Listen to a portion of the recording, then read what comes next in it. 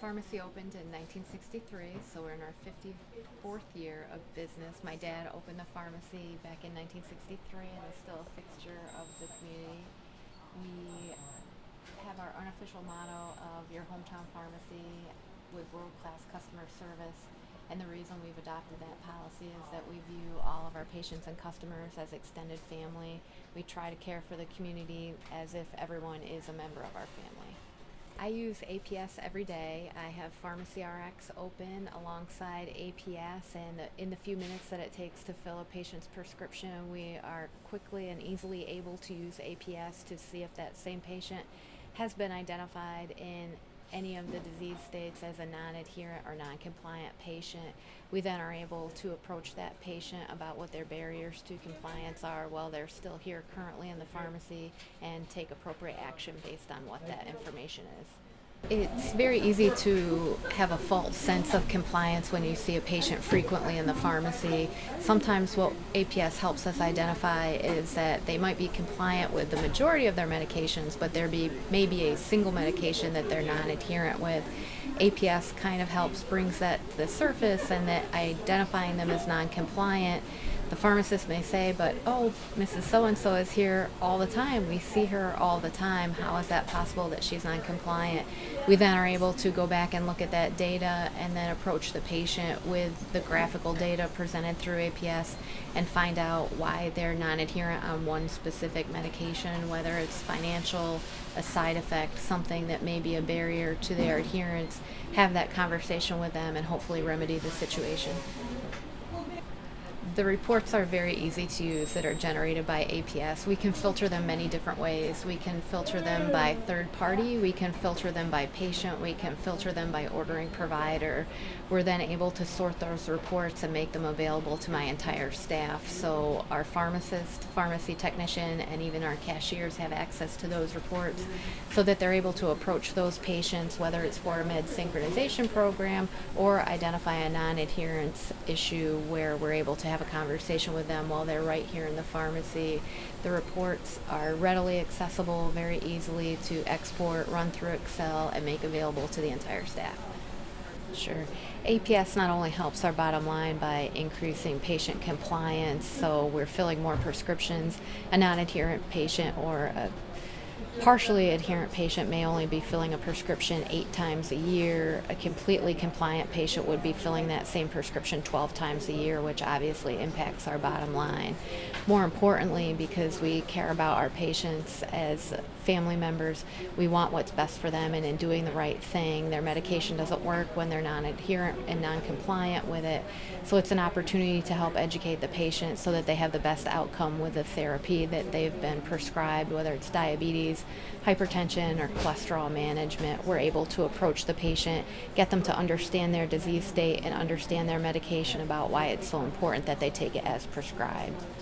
APS is great in that by generating those reports, my entire team has access to that information. They're very easily accessible through the reporting system to know which patients are kind of on their target list that they need to be approaching and talking to. So the entire staff gets involved.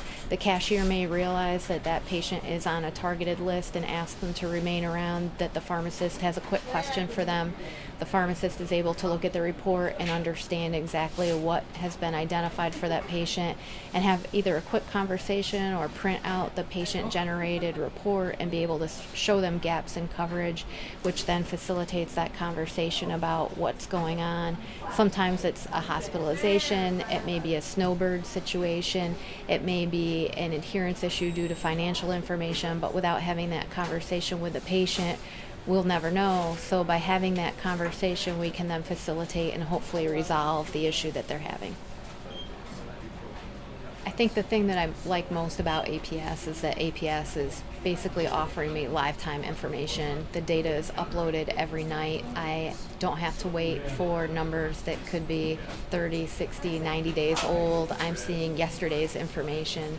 That lets me be much more proactive in my approach and be able to fix those non-adherence issues before they actually hit my 5-star ratings. We're able to be much more proactive in our approach with patients than reactive.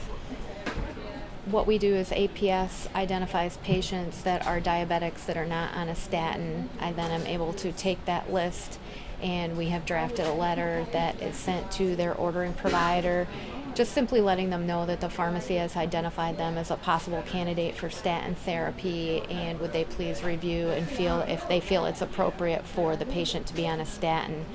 The next step in that phase is that if we either don't hear back from the ordering provider or they simply check a box that says no, it's not appropriate, we have a companion letter that is available to our patients. APS allows us to track any correspondence from the provider, and our next step is the letter that's meant for the patient, which we then give to the patient and explain to them why it's important for them to be on a statin, and suggest that they have a conversation with their ordering provider based on the fact that we may not have access to their entire medical record. There may be a very valid reason that it's not being done. It's done in a non-threatening way, just empowering the patient to find out, what their ordering provider feels the barrier for them being on a statin is. The reports from APS are very easily exportable into Excel. What we do is we're able to filter those reports based on several different criteria depending on what we're trying to accomplish with the report. We are able to filter by ordering provider. We're able to filter by third party. We're also able to filter by disease state.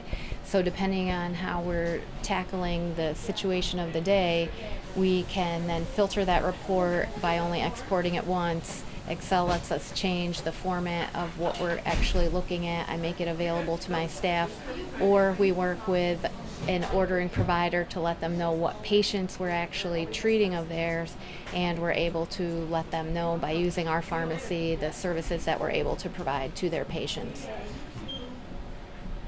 I think the top reasons that patients are non-adherent to their medications, sometimes it's as simple as they don't understand the importance of the medication that's been prescribed to them. So we take that opportunity to re-educate and re-counsel them on the importance of their prescribed medications. Another barrier oftentimes is financial. We're able to identify patients that aren't able to afford their medication. APS lets us see whether that's been an ongoing pattern for that particular patient, or whether it's seasonal based on insurance coverage, whether they are in the donut hole or they have a high deductible to meet.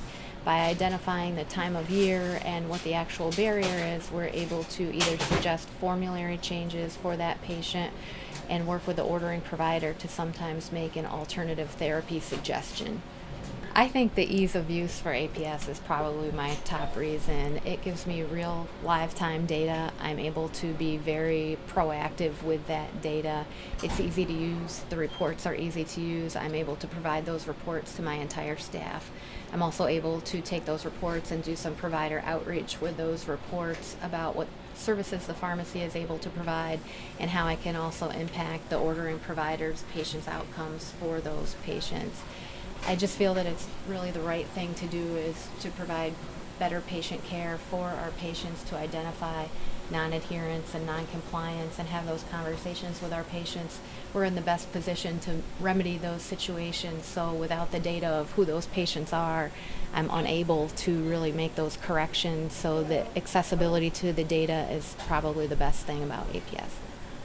I actually am a new user to APS. We have only been using APS about 6 months, but I'm already seeing the change to our bottom line from actually using it. I would encourage all pharmacists who have accessibility to APS to become a daily user, empower them to take that data and do something with it. We have access to so much data through APS that when you don't make it available to your entire team, it really can become an unmanageable job for one person. So that would be my biggest piece of advice, is to run those reports, make them available to your team, explain to the team the importance of those reports and how it can change your bottom line, which ultimately improves patient care, which is the whole reason we're here.